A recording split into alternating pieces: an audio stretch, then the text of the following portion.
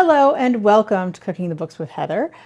Today we are working from a new to us book called Milk Street Fast and Slow. It is an Instant Pot based cookbook and we are going to be making chicken en cocotte with shallots, apples, and parsley. So if you missed it, we got a lot of apples and we are taking advantage of that right now. I have sliced, so I have cored and sliced, not peeled, quartered, cored, not peeled, and sliced thinly my apples. It calls for red-skinned, unpeeled, crisp apples. So these are Honey Crisp. Use what you like. I'm sure if they're not red-skinned, it will also be okay, but it's prettier with the red. I'm going to add some cider vinegar to these apples.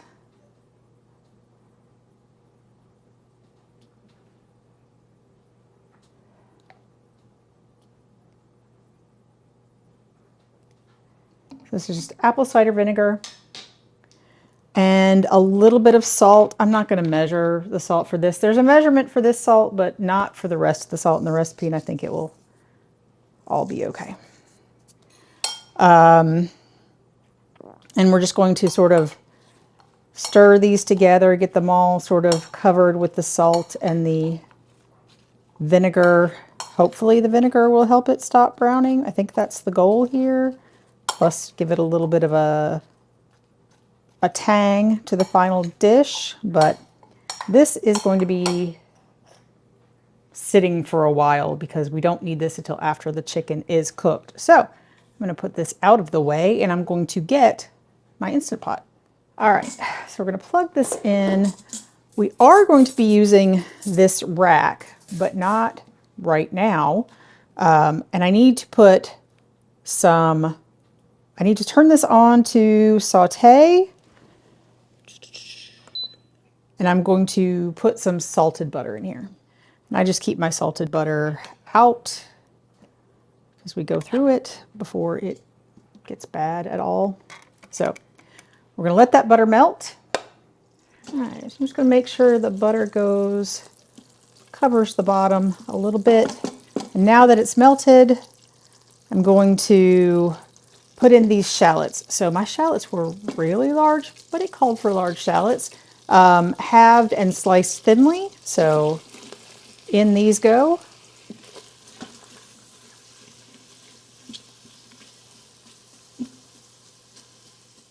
I'm going to just move this over to the side and I'll stir it occasionally, but we need to wait until these begin to brown, and it says about 8 minutes, so I have time to deal with my chicken. I'm going to go open it, pat it dry, and then we're going to put it on this rack, which I've never used before, but first time for everything. Which I'm just to let it, I'm going to use this pan just to sort of also set it on.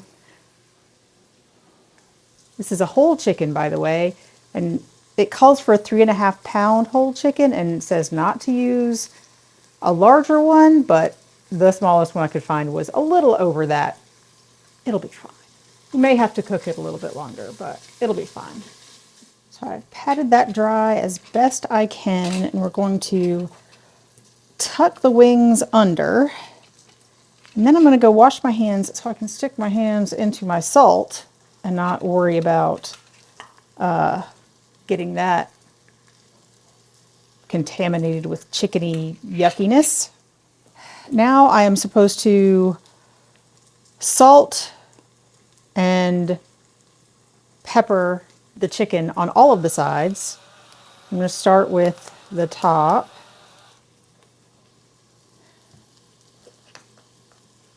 Just because that is easier. I'm going to get salt everywhere. Now I've got one dirty hand and one clean hand. Luckily I can use my pepper mill with one hand It also barely takes a touch.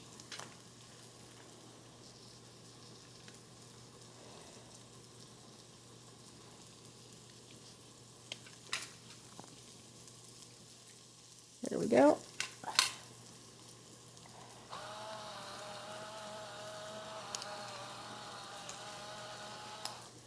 All right, and then we're going to turn it, I believe, breast side up. Yep, breast side up on a steam rack, which is what this is.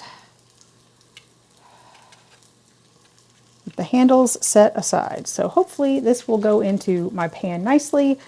One more time, I'm going to wash my hands. So I'm starting to get a little bit of extra brown. I'll show you guys that on the bottom here. So I'm ready to add, this is some apple cider. You can also use unfiltered apple juice. I happen to have apple cider, not flavored, not spiced, just, plain apple cider. And I don't have any fresh thyme right now, so I'm using dried thyme. And there are measurements for both of those in there. So there we go.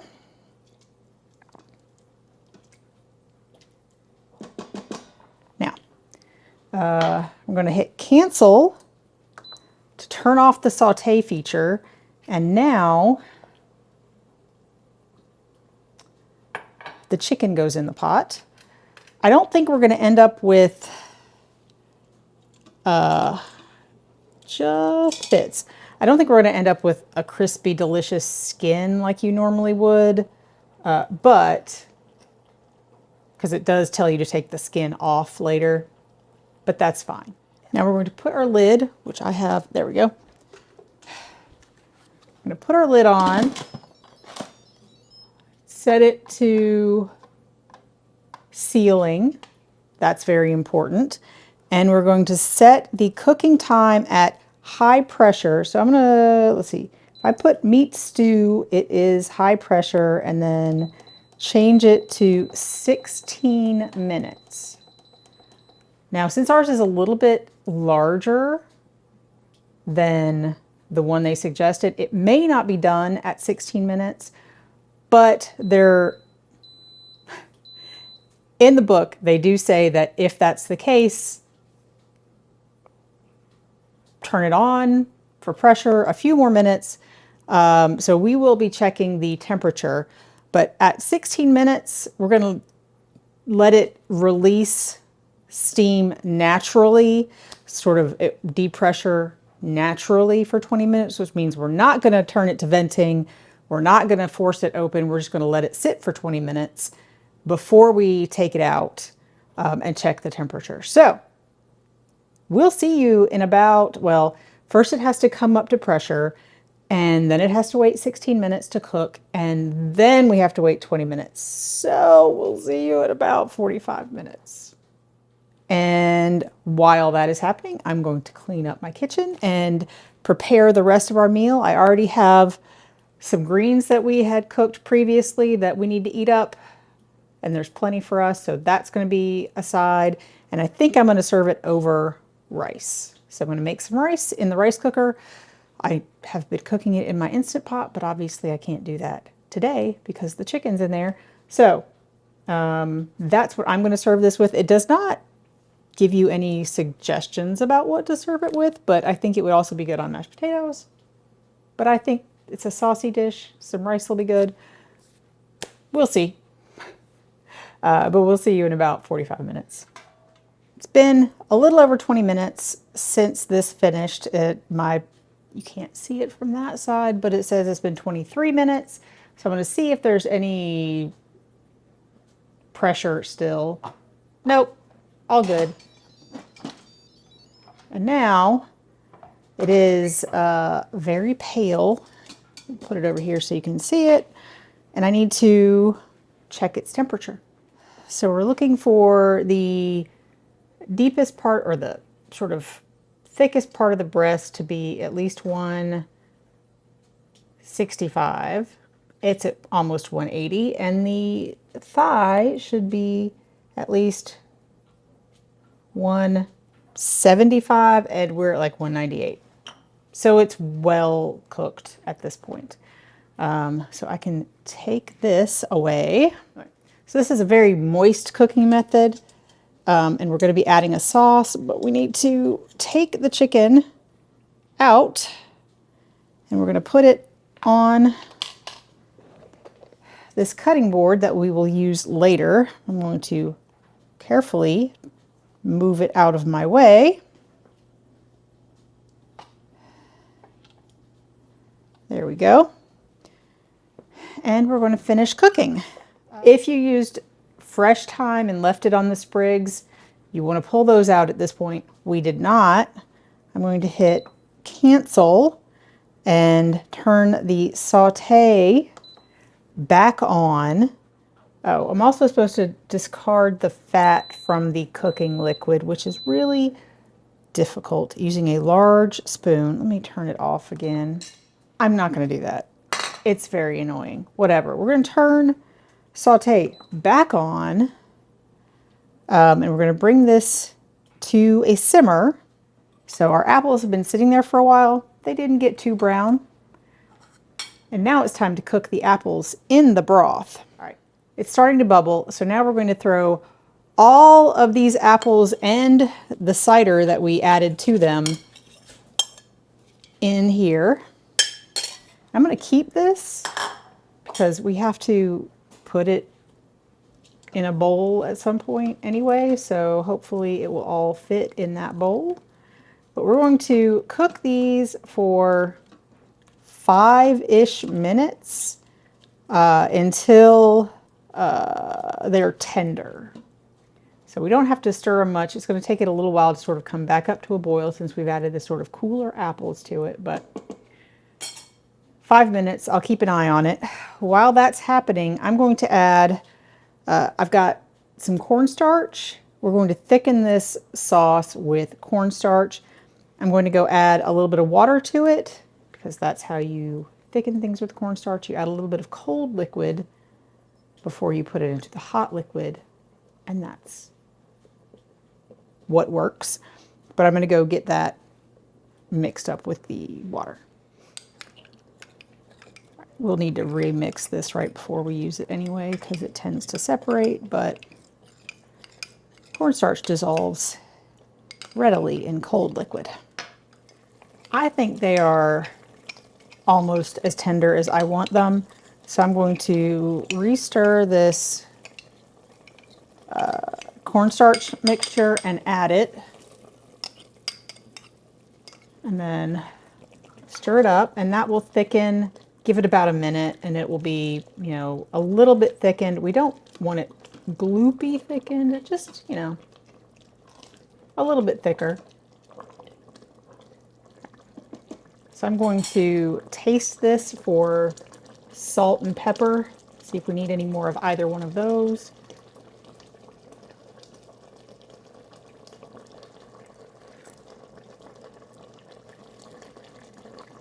I'm going to add a little bit more of each.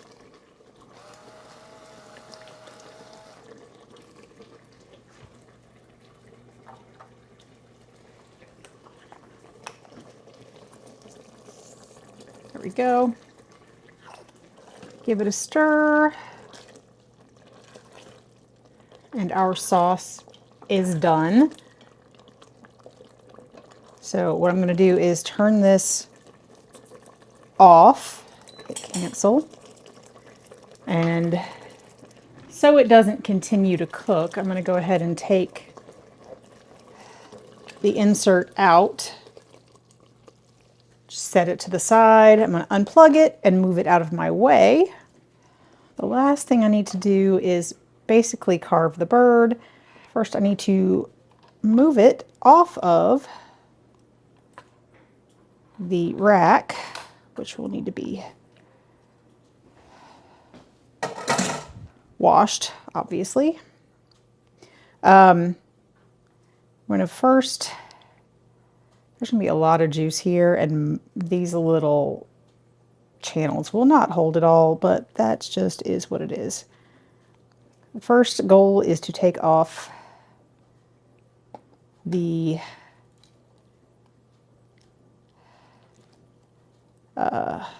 leg quarters. by cutting through the... If anybody has suggestions for a cutting board that has a nice deep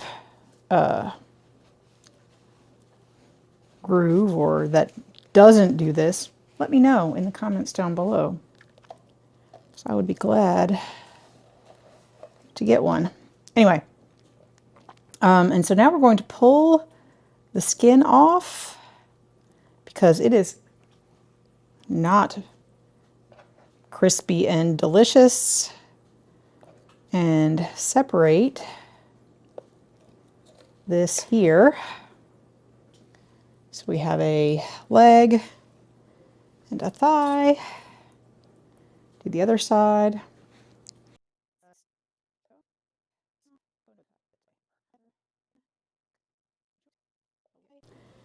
And now I'm going to slice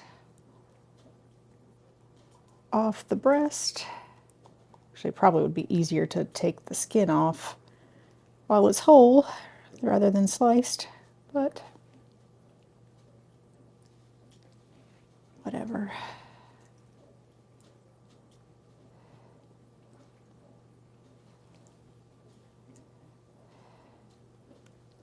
Except for the skin portion, this is how I always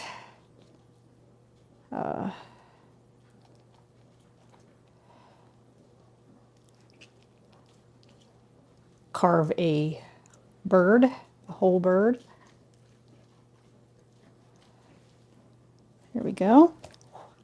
It was hot inside. The outside is not that hot, but the inside is. All right. Pulled off any of the bits I don't want to eat. And now we're just going to slice this.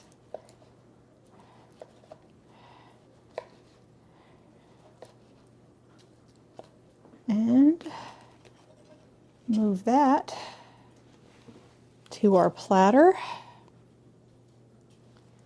And get the other side.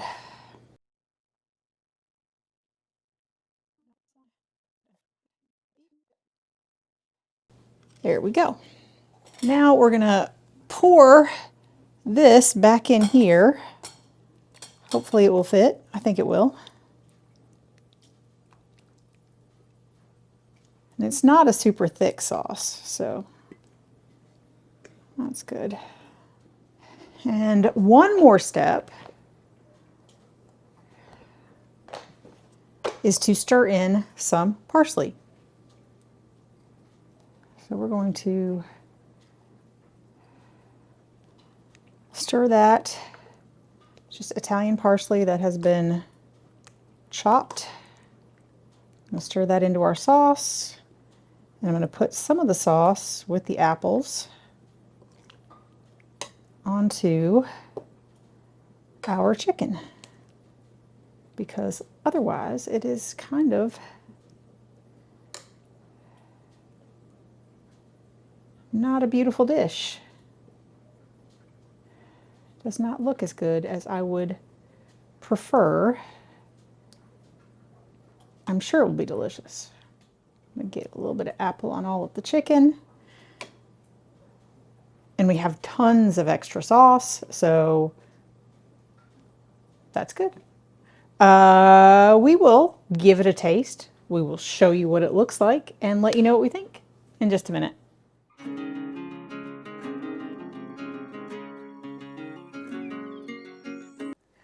On this episode of Cooking the Books with Heather, you watched me make chicken en cocotte with shallots, apples, and parsley from a new book for us, Milk Street Fast and Slow.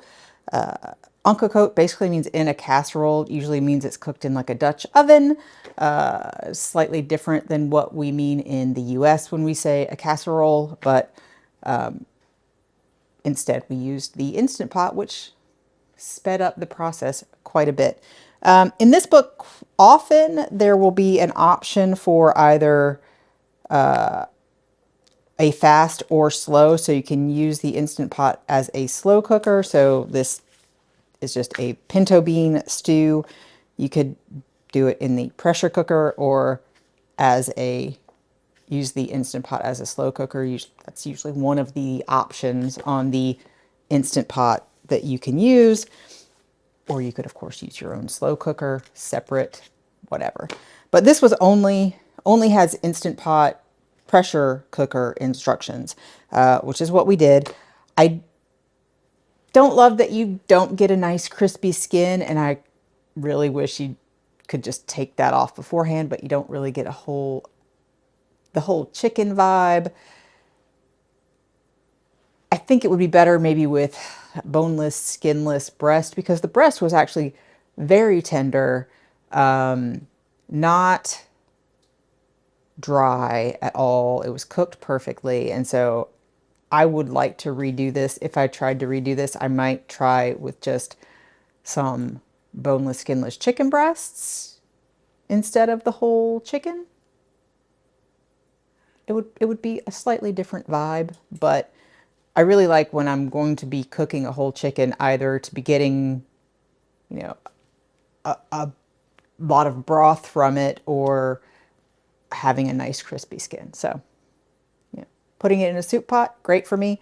Putting it, roasting it in the oven with the nice crispy skin, great for me.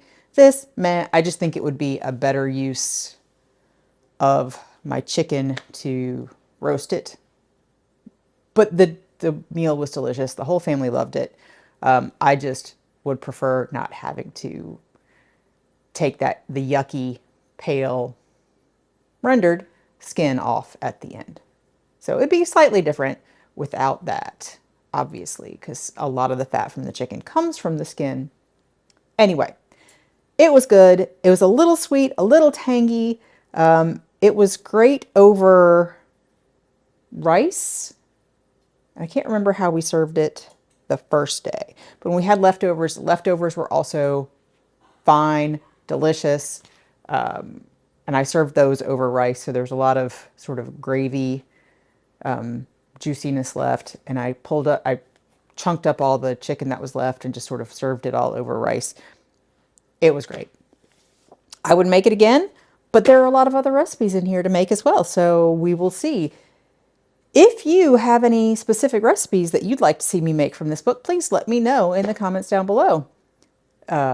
If you've enjoyed watching me make this, give me a thumbs up, hit the subscribe button, and come back and watch me make something else next week.